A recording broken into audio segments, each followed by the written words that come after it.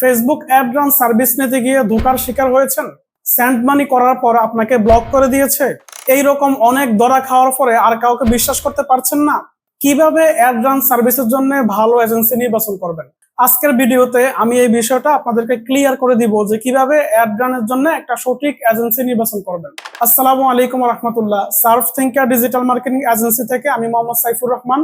চারটি বিষয় যাচাই করার মধ্য দিয়ে আপনি ফেসবুক মার্কেটিং এর জন্য ভালো একটি এজেন্সি নির্বাচন করতে পারবেন। নাম্বার 1, যে এজেন্সি থেকে সার্ভিস নিচ্ছেন সেই এজেন্সি থেকে কেউ না কেউ ক্যামেরার সামনে এসে কথা বলতেছে কিনা। সাধারণত যেটা হয় যে আমরা যাদের থেকে সার্ভিস নেই ওইখানে একটা গ্রাফিক্স ডিজাইন থাকে, ডিজাইন দিয়ে একটা ইমেজ তৈরি করা হয়, সেটা দিয়ে অ্যাড রান করা হয়, অথবা একটা অ্যানিমেশন ভিডিও তৈরি করা হয় বা কিছু টেক্সট লেখা থাকে, এতটুকুই। ওইখানে কোনো রিয়েল ফেস থাকে না, রিয়েল হিউম্যান আমার মতো ক্যামেরার সামনে এসে কনফিডেন্টলি কথা বলতে পারে না। তো যদি আপনি এরকম দেখেন তাহলে ওই কোম্পানি থেকে সার্ভিস নেওয়ার আগে চিন্তা করবেন, তাকে ভালোভাবে যাচাই করে নেবেন। সাধারণত ধান্দাবাজ লোক যারা রয়েছে তারা যেন তেনভাবে একটা ফেস খুলে কিছু টেক্সট বা একটা ইমেজ দিয়ে অ্যাড রান করে এবং কিছু লেনদেন করার পরে যাদের সাথে লেনদেন হয়েছে তাদেরকে ব্লক করে দেয়, একটা পর্যায়ে গিয়ে ওই ফেসটাই তারা ডিলিট করে দেয়। আর যে সকল এজেন্সি আসলে ডিজিটাল মার্কেটিং সার্ভিস দিচ্ছে তারা ক্যামেরার সামনে এসে কনফিডেন্টলি কথা বলবে। নাম্বার 2, এজেন্সির সোশ্যাল মিডিয়া প্রেজেন্স আছে কিনা।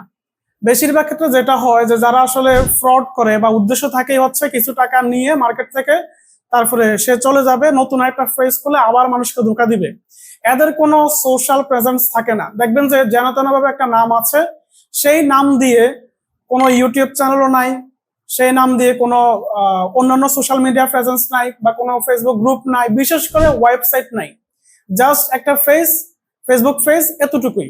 অন্যদিকে যারা আসলে রিয়েল এজেন্সি, ওই সমস্ত এজেন্সির ওই নামে একটা ওয়েবসাইট থাকে, ওই নামে একটা ইউটিউব চ্যানেল থাকে, ওই নামে হয়তো একটা ফেসবুক গ্রুপ থাকবে, তাদের একটা ফ্যান ফলোয়ার থাকবে, তাদের একটা ওভারঅল সোশ্যাল প্রেজেন্স থাকবে। সেই সোশ্যাল প্রেজেন্স দিয়ে বোঝা যায় যে তারা আসলেই মার্কেটে মানুষকে হেল্প করতেছে, মানুষকে সার্ভিস দিচ্ছে।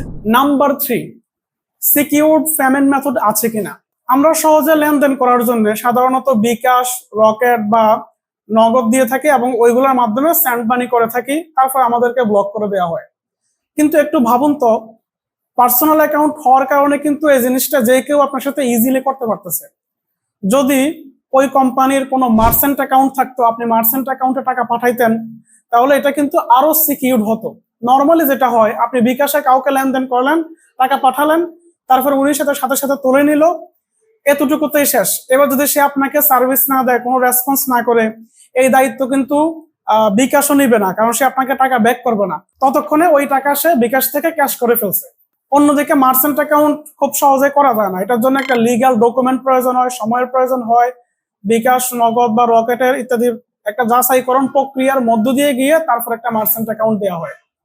তখন আপনি যদি সার্ভিস না পান, আপনি কিন্তু অভিযোগ করতে পারবেন যে আমি টাকা দিয়েছিলাম বাট ওই কোম্পানি থেকে আমি সার্ভিস পাই নাই। ঠিক তেমনি ভাবে আপনি চাইলে ব্যাংকে নিরাপদ লেনদেন করতে পারেন। আপনি দেখে নেন যে ওই কোম্পানির নামে কোনো ব্যাংক অ্যাকাউন্ট আছে কিনা। আবার সেই আগের বিষয়, একটা ব্যাংক অ্যাকাউন্ট, একটা বিজনেস ব্যাংক অ্যাকাউন্ট খোলা এত সহজ নয়। এটা খোলার জন্য বেশ কিছু লিগাল ডকুমেন্ট লাগে, লিগাল প্রসিডিওরের মধ্য দিয়ে গিয়ে একটা ব্যাংক অ্যাকাউন্ট খোলা যায়। এবং ওই ব্যাংক অ্যাকাউন্টে লেনদেন করার পর আপনি যদি সার্ভিস না পান তাহলে সেটা নিয়েও কিন্তু আপনি অভিযোগ করতে পারবেন। এছাড়াও ওয়েবসাইটে পেমেন্ট মেথড ইন্টিগ্রেশন করা থাকে, সেই পেমেন্ট মেথডের থ্রুতে যদি আপনি লেনদেন করেন এবং আপনি যদি সার্ভিস না পান, তখন কিন্তু আপনি সেই কোম্পানিকে অবহিত করতে পারবেন যে আমি পেমেন্ট করেছিলাম, এই হচ্ছে আমার প্রুফ, বাট আমি সার্ভিসটা পাই নাই। তখন ওই কোম্পানির অ্যাকাউন্ট কিন্তু ফ্রিজ করে দেওয়া হয় বা তার বিরুদ্ধে অ্যাকশন নেওয়া হয়। কিন্তু সাধারণত আমরা সহজ করার জন্য সেন্ড মানি করি, পার্সোনাল অ্যাকাউন্টে লেনদেন করি, এগুলো আসলে সিকিউরড না। তো ভালো যে সমস্ত এজেন্সি রয়েছে তাদের আসলে মার্চেন্ট অ্যাকাউন্ট অথবা ব্যাংক অ্যাকাউন্ট রয়েছে, সেগুলোর মাধ্যমে লেনদেন করা নিরাপদ। নাম্বার 4, ওই কোম্পানির কাজের পূর্ব অভিজ্ঞতা আছে কিনা।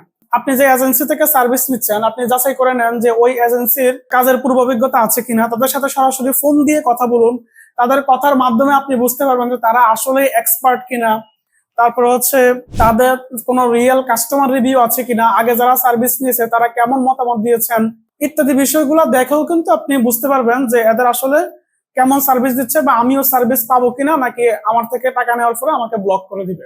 যে এজেন্সি থেকে সার্ভিস নিচ্ছেন সেই এজেন্সির একটা প্রাতিষ্ঠানিক কাঠামো আছে কিনা।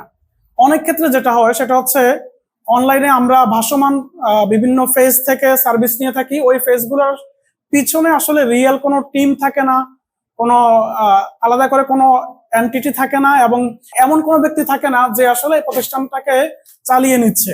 আর এই রিয়েল কোনো প্রেজেন্স না থাকার কারণে ওই সমস্ত প্রতিষ্ঠান থেকে আমরা সার্ভিস নিয়ে ধোঁকা খাই এবং আমাদেরকে ব্লক করে দেওয়া হয়। তা আলহামদুলিল্লাহ সার্ভ থিঙ্কার ডিজিটাল মার্কেটিং এজেন্সির একটা রিয়েল প্রাতিষ্ঠানিক কাঠামো আছে এবং এখানে টিম মেম্বার আছে। আমরা মূলত একটা টিম এর সমন্বয়ে আপনাদেরকে সার্ভিস দিচ্ছি এবং দীর্ঘদিন দিয়ে আসতেছি। যদি আপনি অনলাইনে ধোঁকা না খেয়ে রিয়েল কোনো এজেন্সি দিয়ে ডিজিটাল মার্কেটিং করাতে চান তাহলে আপনি আমাদেরকে নক দিতে পারেন। ইনশাল্লাহ আমরা আপনাকে কাঙ্ক্ষিত সার্ভিসটি খুব সহজে দিতে পারবো। ধন্যবাদ।